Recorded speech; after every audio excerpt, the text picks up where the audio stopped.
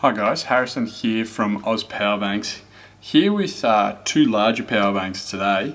They've got a few different ports that we haven't had on a power bank recently, and both nice big units to take outside or have off the grid office sort of look.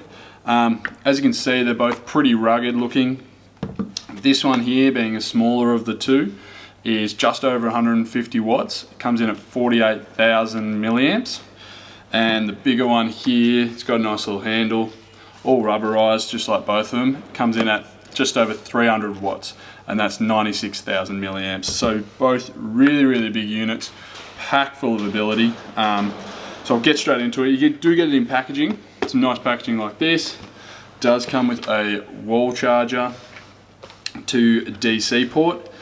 It also can be recharged through USB-C up to 45 watts.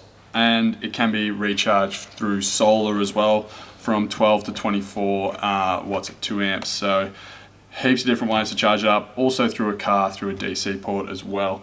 Box is great. It's got all your outputs here, so your USBs, your DC ports and everything like that.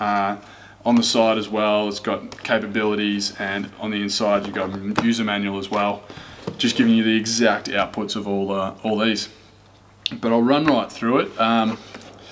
Both pretty similar in outputs, just the bigger unit's got an extra cigarette lighter port, so that's what sets these ones apart. We haven't really seen any of our power banks have a cigarette lighter port in it, so it's great to see a couple out here that are big enough to do a whole array of different things.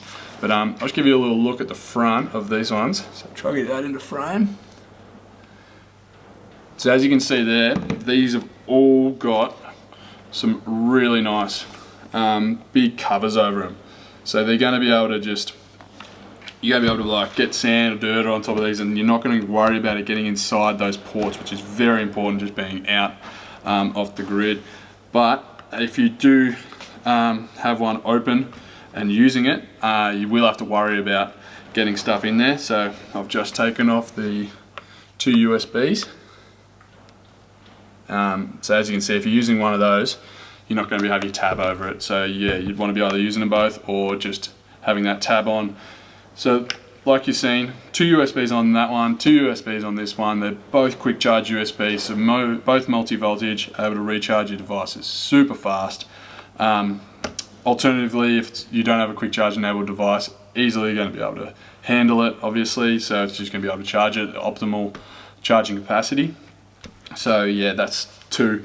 All you have to do is plug a device straight in, the power bank will turn straight on, no pressing buttons, no changing anything, just goes straight plug and play. If you do want to see the voltage or the capacity or what power level you're on, all you have to do is press the power indicator there, and four lights will come on there, and that'll just show you that's fully charged. Obviously that one's fully charged as well, but that'll change, goes down in 25% increments, so 75, 50, 25 and 0. So yeah, you've got your two USB outputs. The bigger one, the over 300 watt one's got your two cigarette lighter ports. So I'll try to get that into frame. Don't know how well you can see that. So yeah, you're able to, those are 12 volt, 15 amp max, so huge output on that. You can run your fridges, you can run your CPAP machines, you can run lighting, yeah, you name it, you can run it through a cigarette lighter port. Couple things on those is that it does have pass-through charging, so you can only use the pass-through on the 12 volt cigarette lighter ports. You can't use it on your USB outputs or USB-C, only through the cigarette lighter ports. They stay active all the time. So that is really great if you're thinking about you're wanting to run a time lapse or something like that and you don't want that cut off. Perfect. So you can use these as a USB port. Just plug one of those car USBs in there. A couple USBs are going to stay on all the time, so you don't have to worry about your battery going out. So yeah, those time lapses or just anything that you're wanting to run and have pass through as well, you can run off those 12 volt 15 amp max. Now up to the recharging, but before I get to that, does have a USB-C port on it, on both of them, next to the DC port. So the DC port's only an input, so that, like I was saying before, anywhere from 12 to 24 volts, you can input through that. The USB-C is an output input port, which makes it amazingly versatile. So it is 61 watt output, so that can charge anything from your smaller phones, all your small USB-C laptops, all the way up to your larger USB-C laptops, taking that 61 watt output, which is, yeah, huge. A lot of those 15-inch MacBooks and things like that really need that higher output, and this can definitely deliver it on both as well. So you've just got both of them right there.